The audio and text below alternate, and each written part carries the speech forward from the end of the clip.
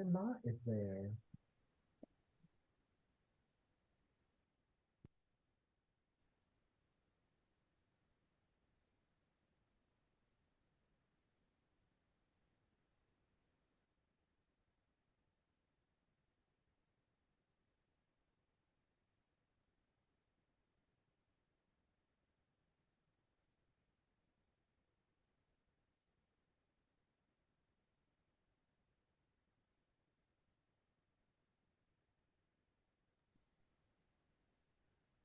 Good morning, everyone, and welcome. We'll allow folks to continue to log in.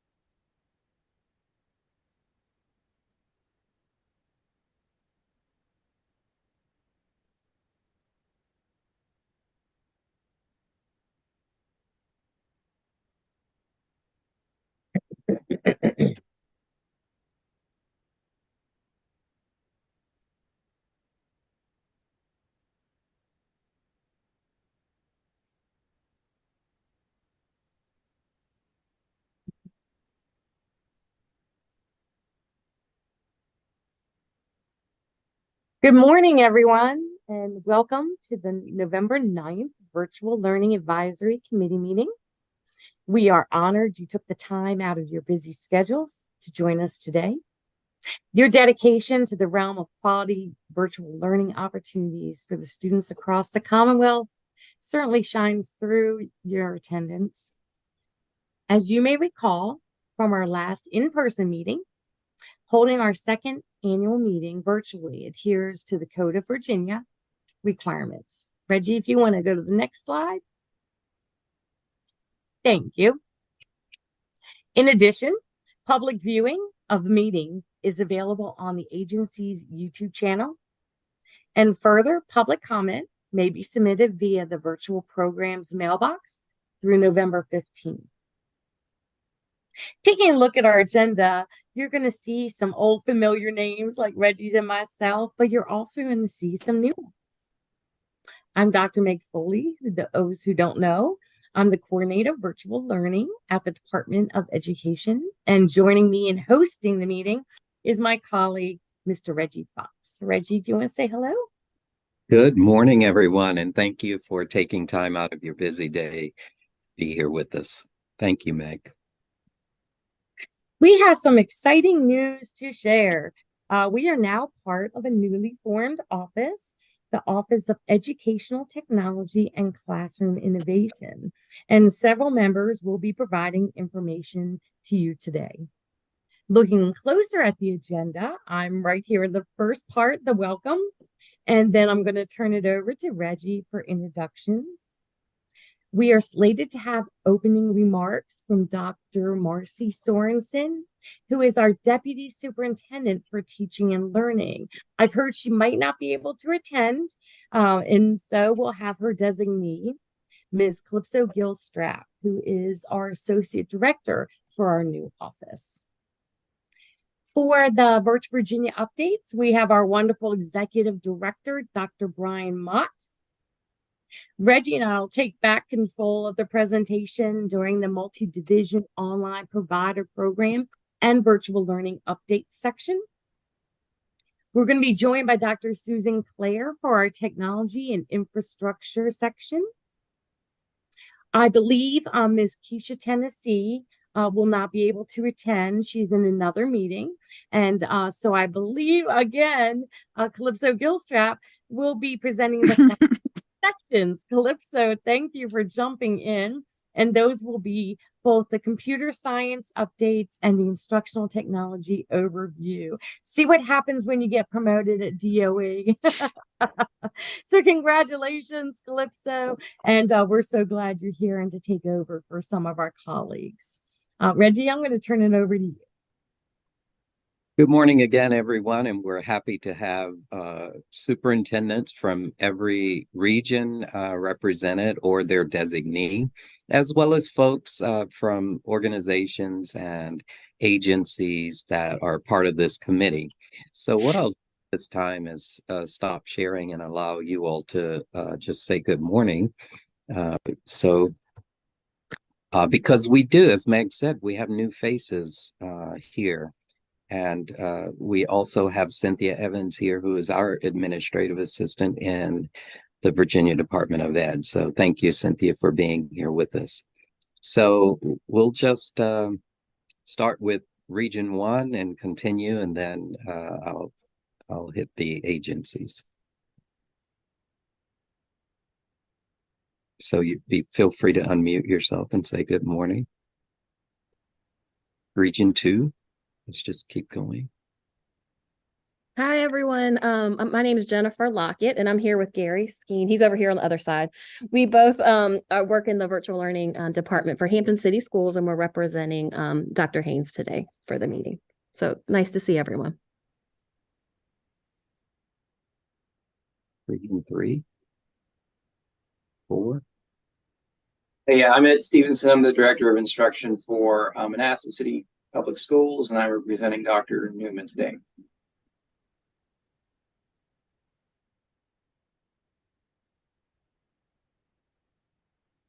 Five, six. Good morning. This is Garrett Smith. I'm the Superintendent for State and City Schools, and I'm here with our excellent Director of Technology, Tom Lundquist. Good morning, everybody. And good morning. My name is Dwayne Huff. I'm the superintendent at Craig County Schools, and we're just happy to be here. Thank you.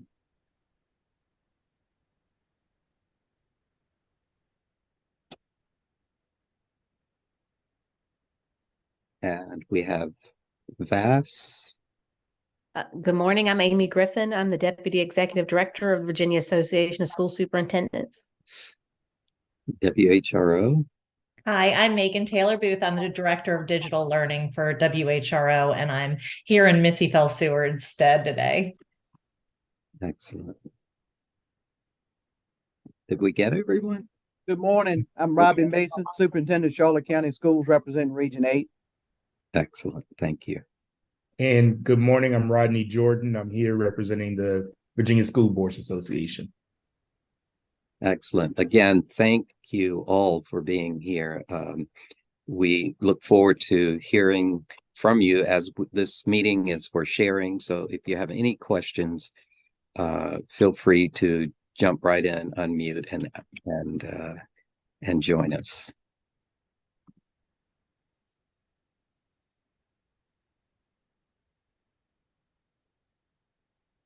So, Calypso, looks like you may be up.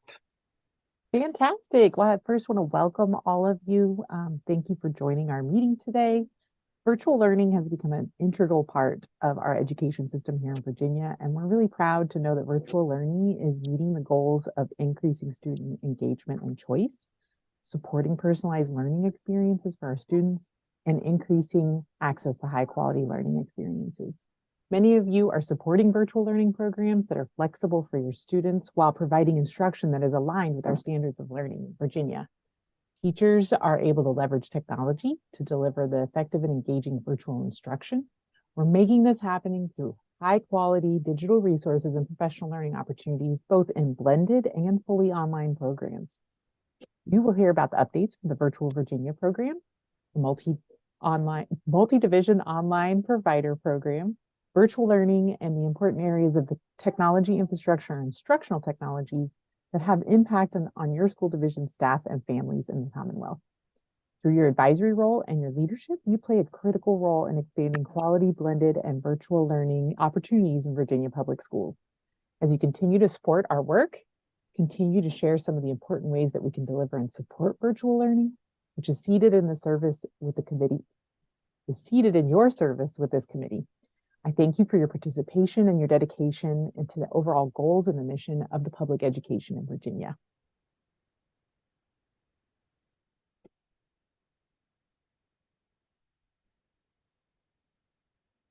Now for the purpose, role, and the term.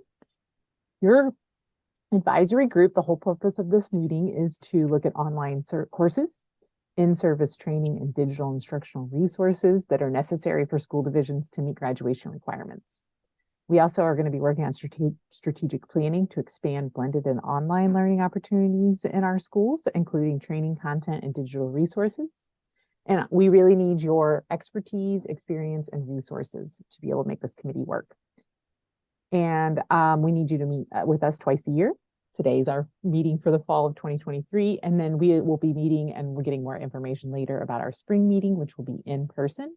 And the membership is a 3-school-year term. So starting now until the spring of 2026. And we appreciate all of your service and time to serve on this committee. So thank you.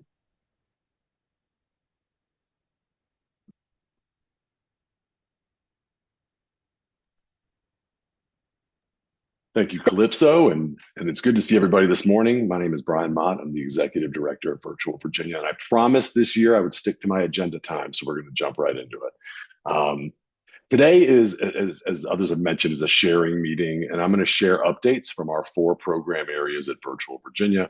We're going to cover the K-12 instruction program, the statewide LMS program, our professional learning program, and our summer session program. And a lot of these are midstream going on now, but we'll begin with our summer session program as that has culminated, and we do have some important updates to share there as well. We just completed our summer session 2023, and as Virtual Virginia is normalizing, as things are coming down from enrollment heights during the pandemic, it is exciting to see that summer session continues to grow.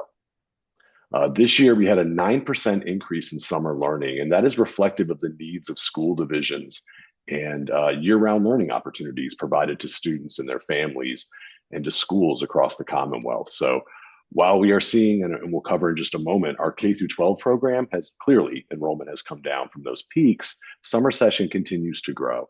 And we receive a lot of questions about summer session. In fact, earlier this morning, a division reached out because they're planning to offer some information in December for summer learning. And we want to make sure that we have that ready for you. And some of the important items I can share about upcoming summer session are we are going to be updating our offerings in 2024 to include more representation of data that we are seeing. We have some courses in summer that have similar or higher enrollments during a summer session than they do during the academic year, particularly in our world languages. We see a lot of demand for world languages over summer. And summer is a mixed bag. We do get some core world language and elective courses offered, but some more than others seem to be more popular. So we want to make more opportunities available as well. Also upcoming for the summer session, Reg, that's our next slide. We have 2 sessions again this year, one to accommodate earlier school division calendars, those who end a little bit earlier for the summer, and a second session to accommodate divisions who end a little bit later. A few years ago, we used to have 1 summer session, and there was a conflict there for many divisions. Last year, we went to 2 sessions, and that seemed to be incredibly popular. So we'll continue to make changes as we can, make more offerings available as we can over the summer, because we know based on trends over the last several years that we have seen a growth in the need for those courses through Virtual Virginia. I'll pause there for just a second. Any questions about our summer learning program or any of that information before I jump into some midstream updates as we are in the middle of the year in our other programming?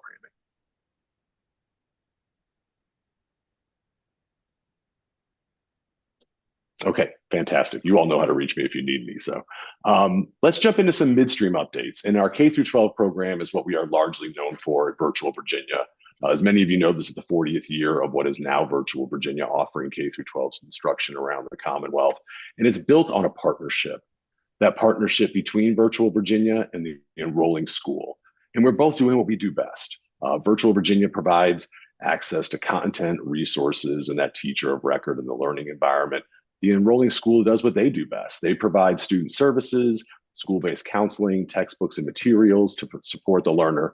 And working together, we're creating the environment for successful online learning. And as I mentioned, this has been decades in the making here in Virginia, but this model has been largely unchanged.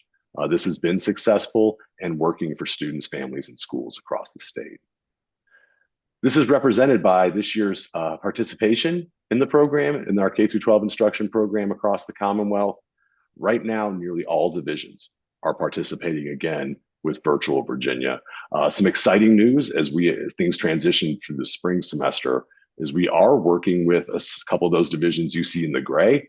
They're sharing their needs with us and anticipated potential usage of Virtual Virginia in those divisions as well. So this partnership is longstanding, and the needs across the state of Virginia, as we know, are varied.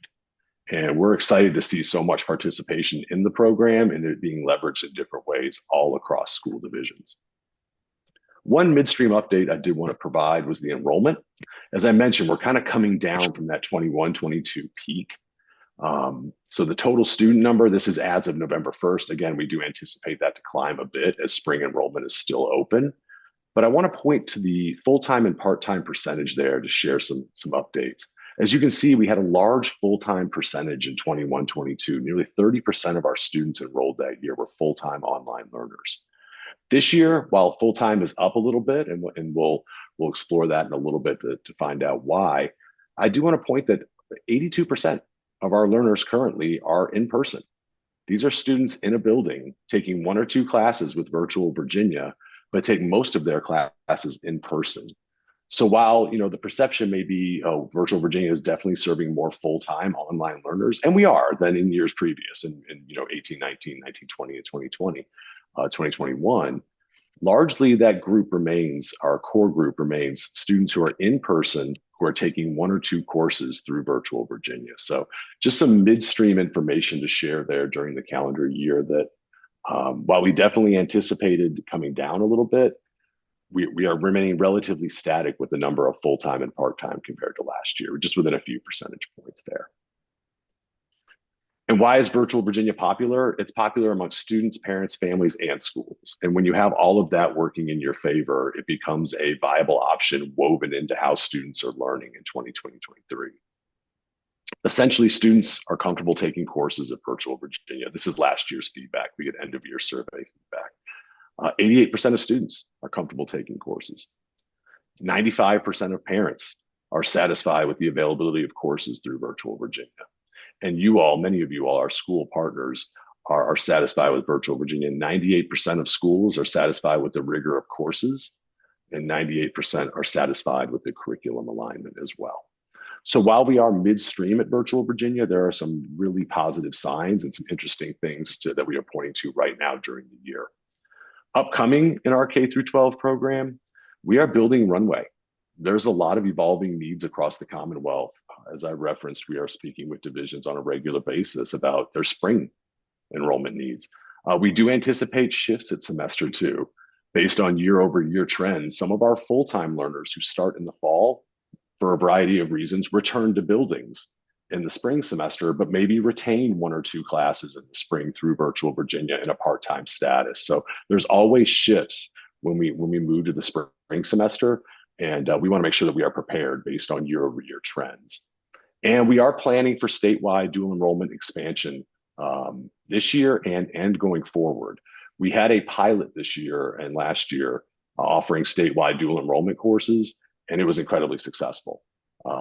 There was multiple divisions participating from all over the Commonwealth. I didn't have that map in today's slideshow, but it was a very good representation of what you'd like a pilot to look like if you were doing something statewide in Virginia.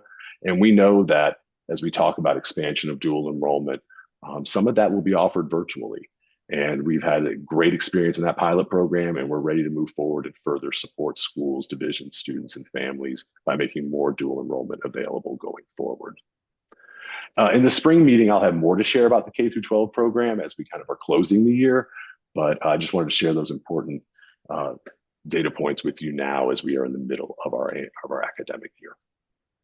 Shifting gears a bit to the statewide learning management system. As you all know, statewide LMS is available through Virtual Virginia. Every school division has access to it, leveraging it differently in most school divisions. We know that having a learning management system can change things as far as digital learning and organizing learning and making things available to students. They can continue their learning outside of the brick and mortar classrooms for those who are learning in person. And what we've done this year is we've created a credentialing program for your school personnel. So we're really excited about this. It's 2-part. It's educator and technology credentials. So for your technology staff, they can come learn about the statewide LMS, how to leverage it in your division, what's possible. And for educators in your division, they can come learn about the statewide LMS, learn about different ways that others are using it and the features that are available to all school divisions at no cost. And we're building a community. Those credentials are really working to build community amongst not only people within their own division, but outside of their divisions, within their regions and across the state. And we're really excited about the group that's moving forward with those credentials now, and we're offering them in the fall and the spring. So I highly encourage you to share this with your personnel, share it with your teams. If they're not already participating in those credentials, there's ample opportunity, ample time to get involved and be part of that community and building that across the state as we move forward with the statewide learning management system. I will jump to our third update, which is our fourth update, which is professional learning. And as you know, professional learning is growing across the state and leveraging the learning management system. Here are some of those midstream numbers similar to our K-12 program I wanted to share with you. In the first table, currently our year-to-date enrollments in professional learning are above 6,000. All of last year, we had 16,000, which was a big jump from the previous year. So in that first quarter, we are ahead of last year's professional learning enrollments overall. The second table below that is VVAS. That's one example of rolling out a statewide initiative and providing professional learning along with it that supports that initiative, that rollout, and again, building that community around that rollout.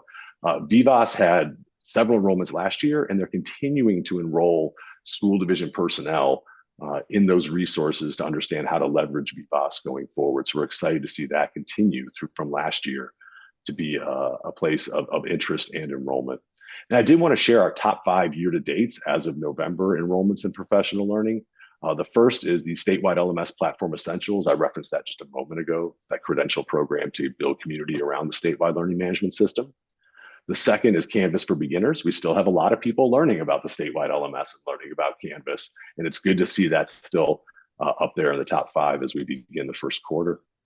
A VDOE resource hub for nutrition, a different way to do professional learning, but still a popular resource for school division personnel.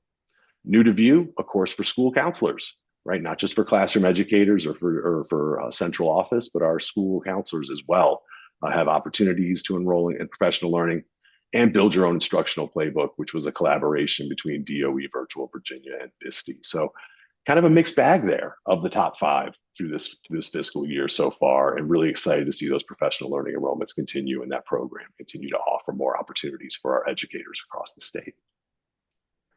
Upcoming in professional learning, as I referenced those credentials, we're going to continue to offer those, continue to build, continue to take enrollments there, because we know that the learning management system is being adopted in more divisions and being used more this year. We want to continue to build those supports and build that community. And we're really excited about Dr. Foley and Reggie's leveraging virtual learning pilot course, which I hope we're going to hear about today here in just a bit. That's one of our highlights upcoming in professional learning as well. Okay, I believe I stuck to my agenda. Those are updates for our 4 program areas. Really excited to share those with you today. And please do, if you have any questions about any of our programs, just please let me know, and happy to hear from the rest of the folks at this meeting. Excellent, Brian. You did a wonderful job on staying to your time, but also some great information. Very valuable. As always, we appreciate working with you, and you do just an excellent job. Are there any questions before we move forward? Thank you. This is Rodney Jordan. I have a question. Brian, can you just remind me, what's the best route for, as school boards and divisions, as we are looking at the performance of students that we have that are participating in Virtual Virginia, how they're doing against SOLs? What's the best path for being able to review or distinguish those students when we're looking at data?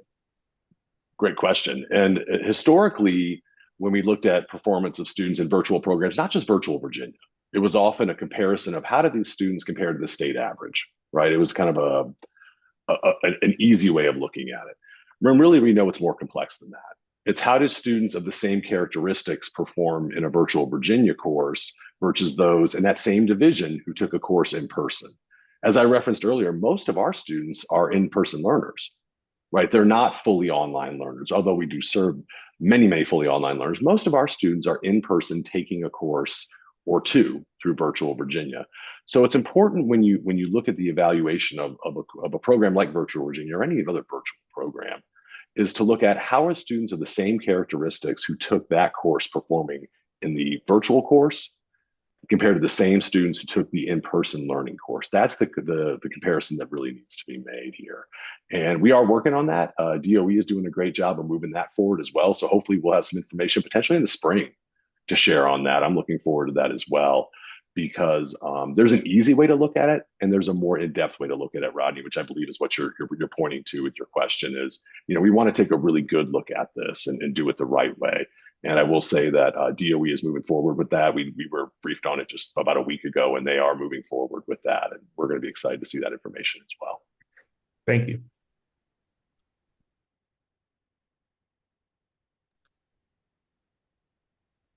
All right. Well, thank you, everybody. Happy to share.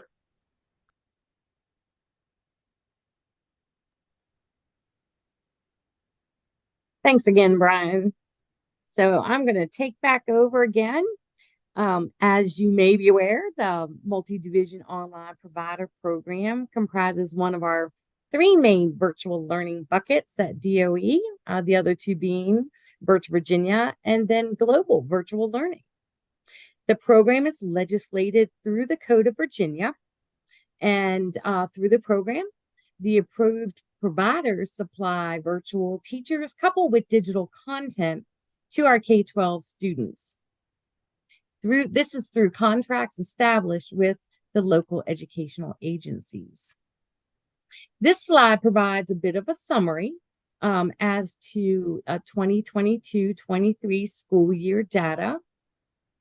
As you can see, we had 170 either new or revised SOL related courses, which are always highly correlated through third-party correlation services of 90% or above on both upper and lower standards. We also had 300 elective courses that, as always, elective courses are approved at the local level. However, as part of the legislated information that we supply, we do list those through our database to make those available. The number of school divisions using a MOP in 22-23 were 51. We had 9,500 student enrollments and 44,811 course enrollments.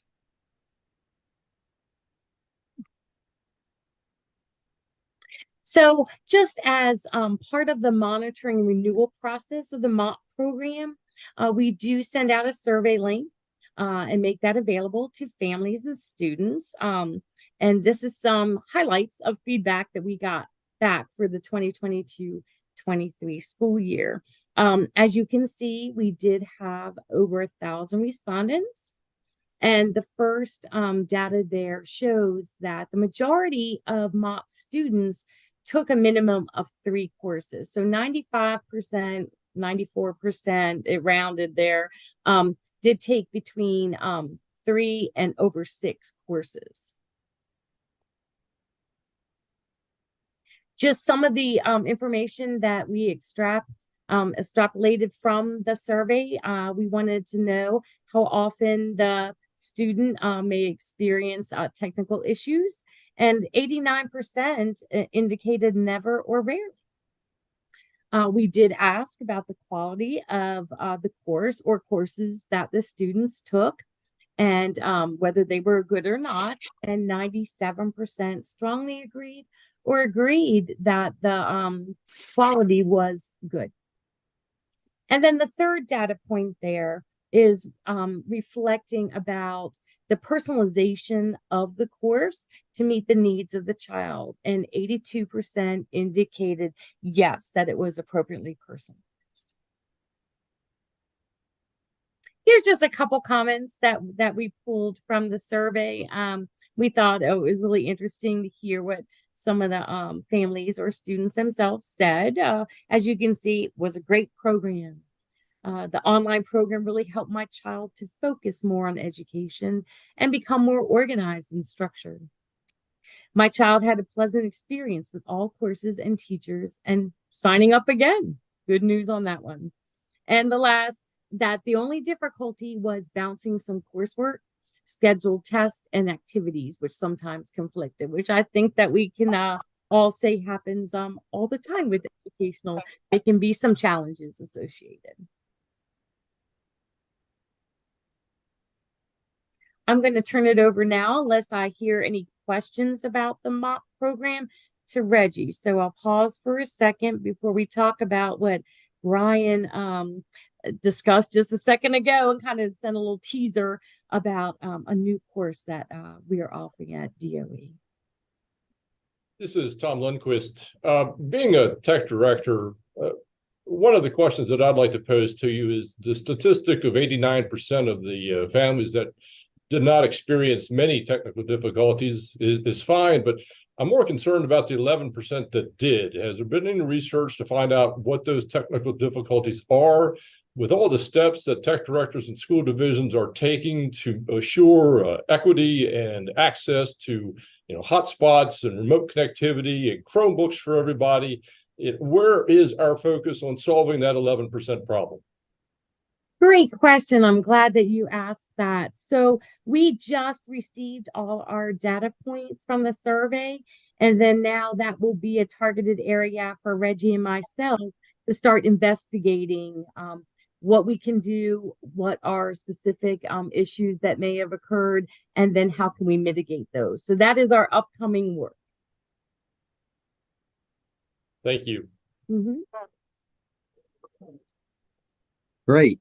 Well, thank you to Brian for mentioning this. And as Megan is on from WHRO, we want to thank Mitzi and Megan who represent WHRO, because this was a partnership to design this course, and with feedback and other strategies, interests, we were able to get this course up and running to provide continued professional development in blended and virtual learning.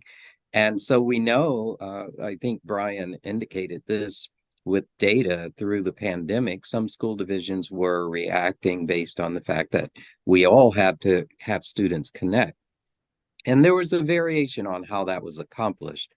But leveraging the power, we wanted to showcase important information and concepts, strategies and resources on related to virtual and blended learning. So you'll see that in this course, and we just launched the course yesterday.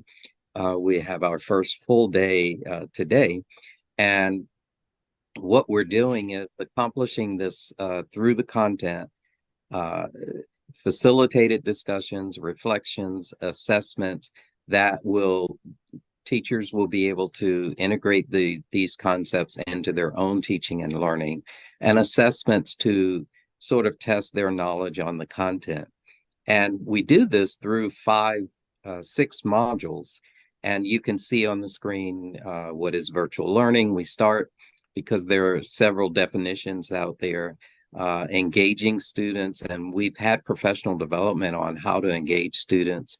Of course, the 5 C's profile of a graduate, communication, collaboration, how to build community online.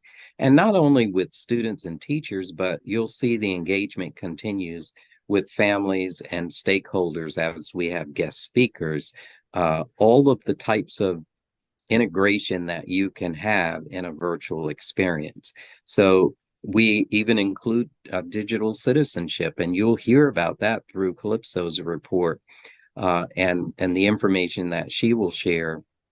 Our digital learning integration standards are in place, and we reference those in the course. So it is a full course. It's engaging. We have made sure WHRO certainly helped with making this ADA compliant. We have transcripts, printable material, facilitated discussions.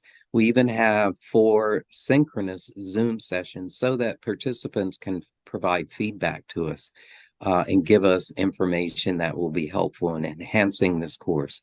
We will make these strategies and this course available in January for all educators to be able to review and integrate as they see fit into their programs and courses. Those participants who are going through this pilot will receive 18 points for professional development. So we're excited about the course. We hope that these folks who are engaged in the course will have a unique experience and be able to share with others and pass this on to all of the educators as we open it up in January to all educators.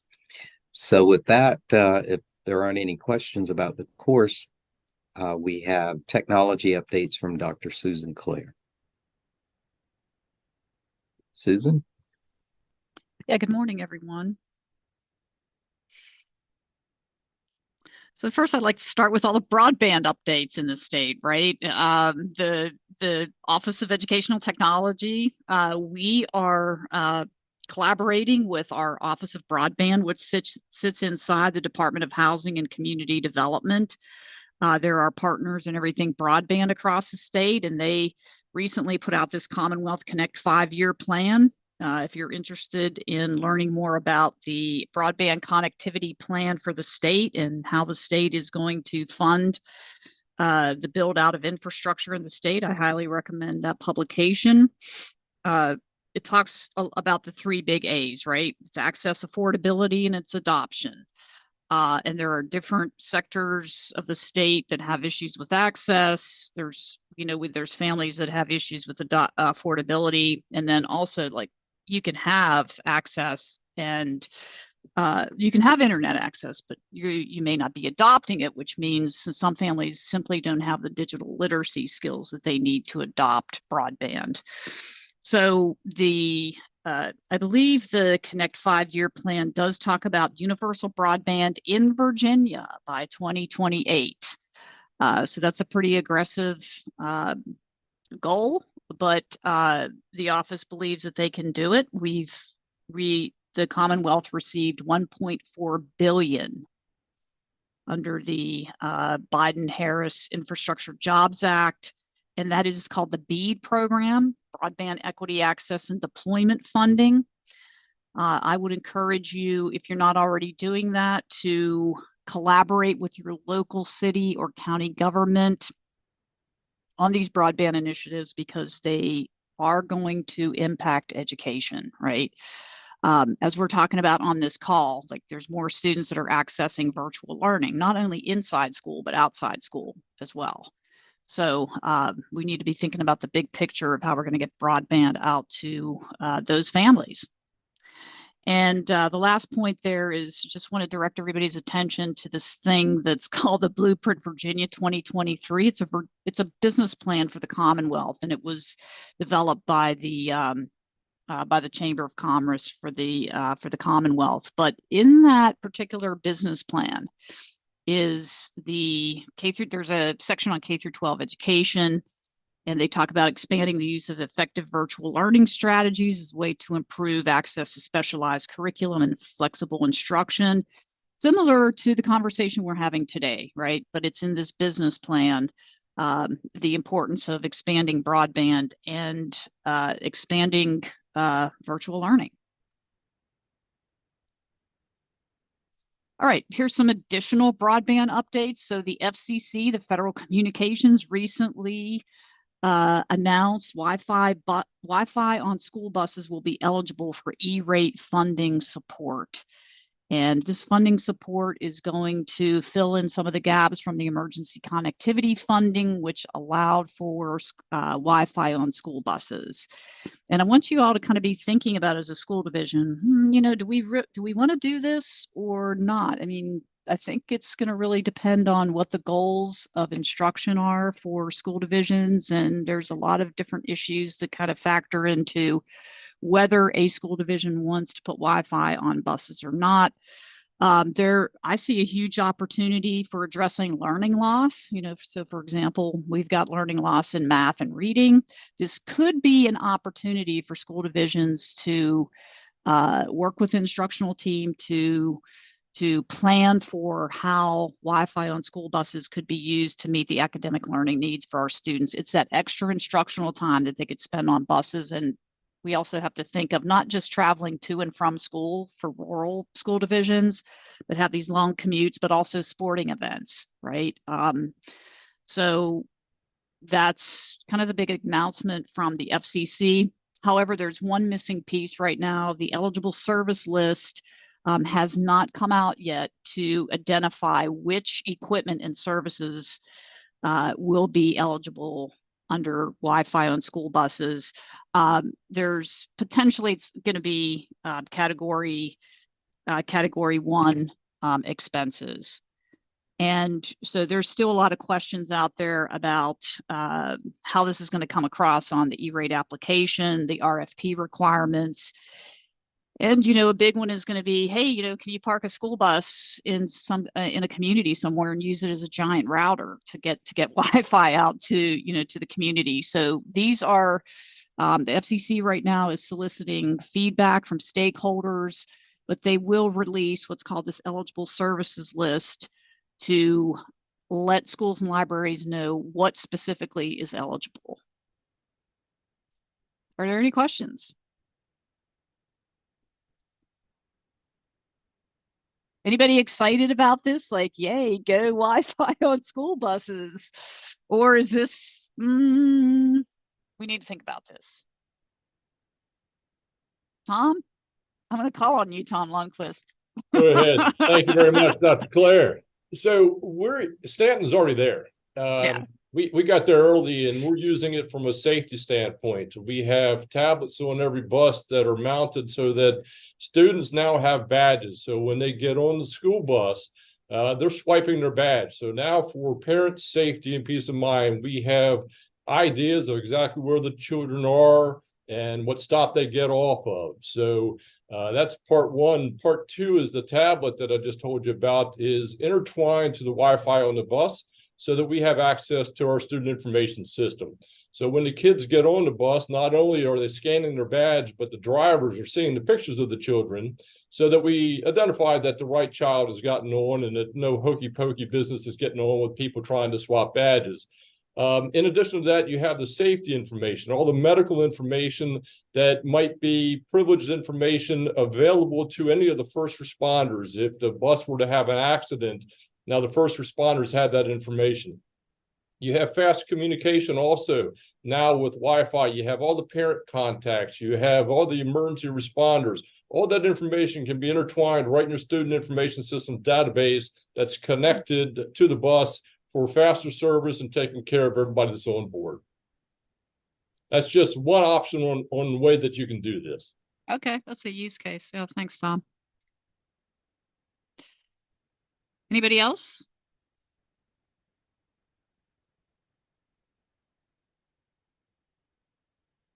Okay, Reg, I think you can take it away.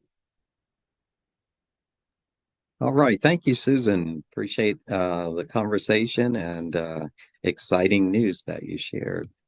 We're always excited about what we can do to enhance technology and make it available to our constituents. All right.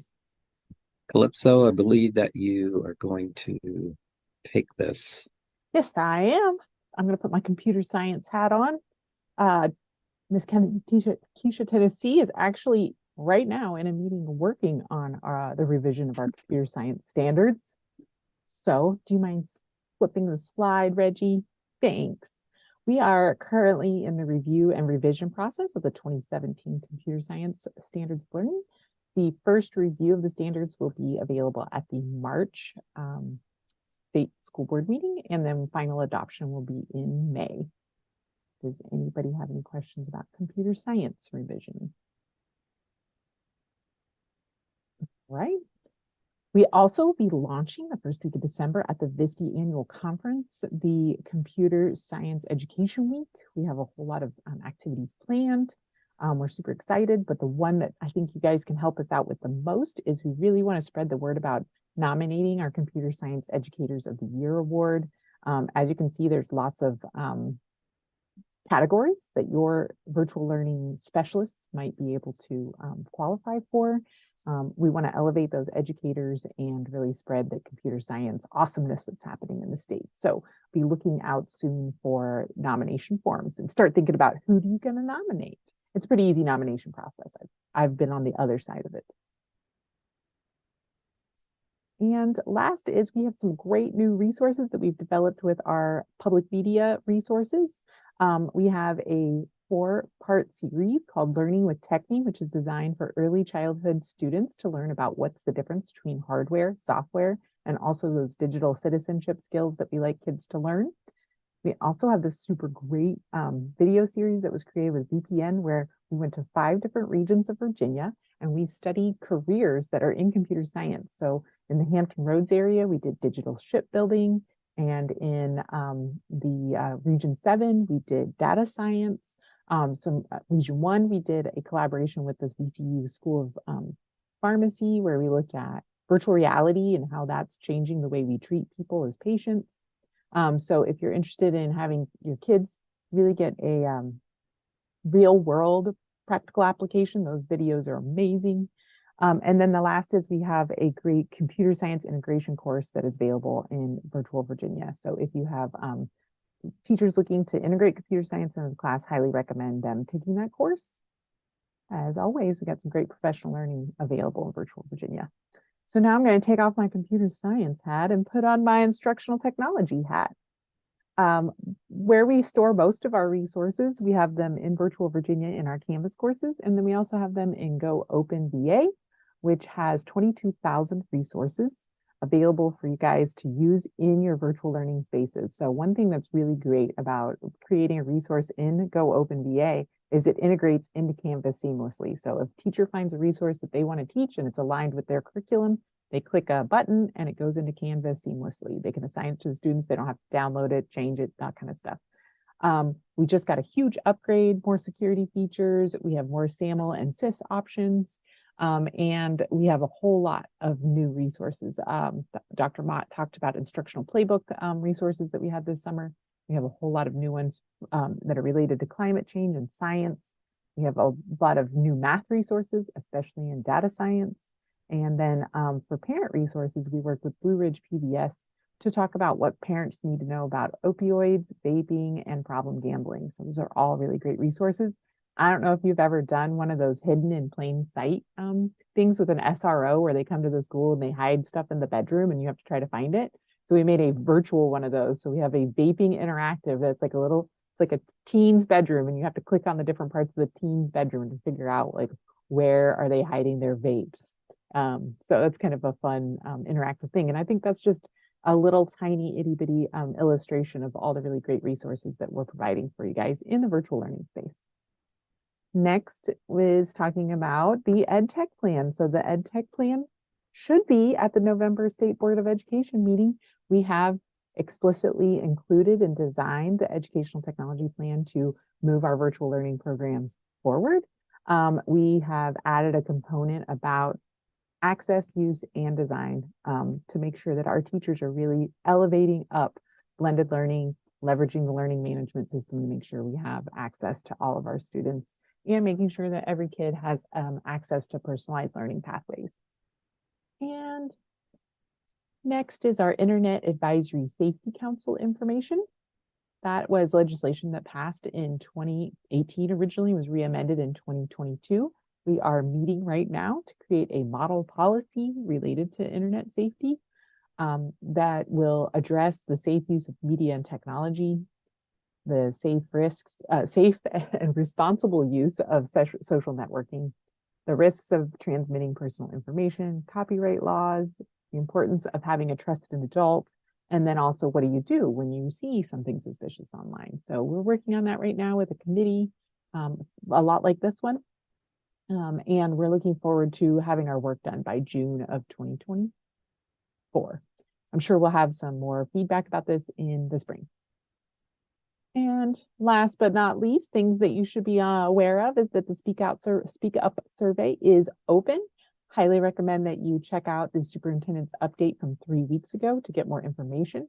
We also send it out on our newsletter. Our Office of Educational Technology and Classroom Innovation newsletter is available at that link. And if you want to stay updated with what our office is doing, including the Virtual Virginia program and the virtual learning MOPS and virtual learning global professional learning we're offering, those are all going to be in our newsletter.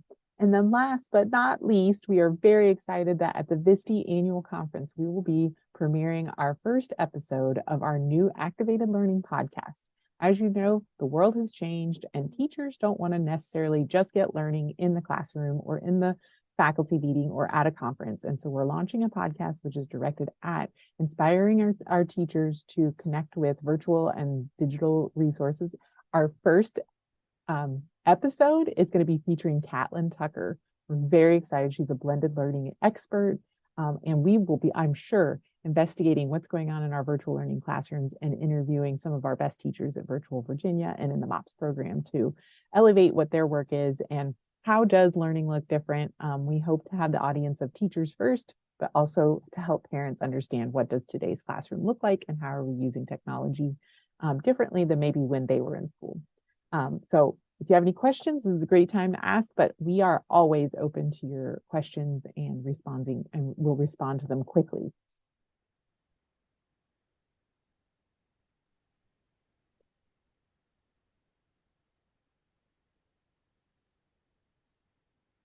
Did such a great job. Or they're very overwhelmed by all the information I gave them and they're going to need some processing time. Thank you, Reggie. Thank you, Philip. So that was excellent overview of all the great things we're doing at the Virginia department level and trying to integrate with all of the good work that's going on in our divisions in the state. So we wanted to open this meeting up for discussion or any questions about any of the related material that you've heard. Our next meeting will be in May. We will try to have that early May so that we don't interfere with testing or other things that may be happening as you gear up to close the school year. This meeting has been recorded and is being recorded and can be viewed on our VDOE YouTube channel. Our mailbox, virtual learning mailbox for any comments will be open until November 15th. So at this point, I will stop sharing and just allow time for any discussion, anything great that's going on in your areas that you might want to share related to blended virtual instructional technology, technology, as you've already given us information, how you're using Wi-Fi on buses, any of that information. Or from our agencies, what's going on, Virginia School Boards, VAS, those things that you, WHRO. Well, we just at VAS, we're doing a math series co-hosted with some of our partners. And the first one was with ST Math using spatial relationships with math instruction. Today, we just did Prism, which was virtual reality. So that's exciting. We have a couple more coming up, but it was exciting to see the virtual reality component and curriculum that Prism has. Great.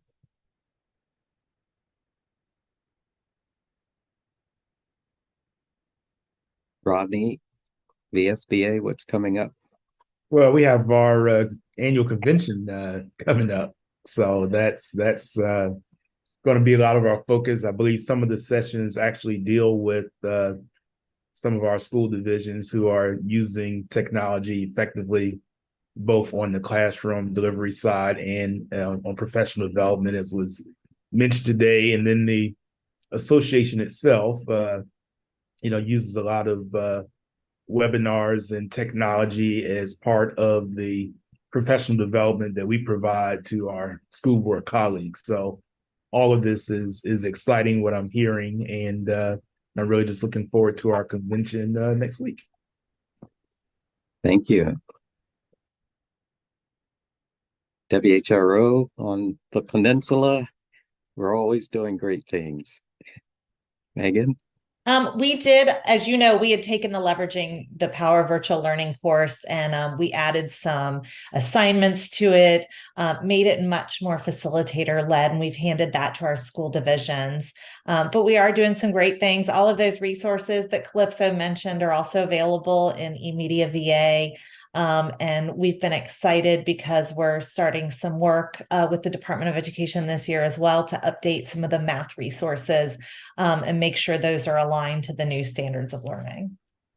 Excellent. Thank you so much. Any other region would like to jump in? Anything that's happening?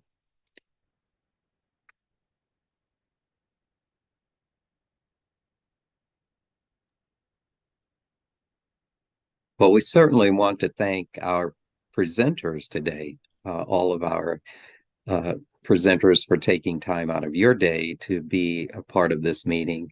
We appreciate your work, and as always, we look forward to having you share at our next meeting. Ed, is your hand up? Oh, I see a little hand there. All right. Meg, do you want to take us out with the last words? I just want to echo your thanks to everyone. Just a great informational meeting, and a reminder that May will be face-to-face. So we really do enjoy that opportunity to see everyone. And so we'll be sending information about that. And we thank you. And thanks, Reggie, for always doing such a great job with driving our presentations. And thank you, presenters. All right. I think you all have gained some time back in your day. So enjoy your day, and we will see you in the spring. Thank you.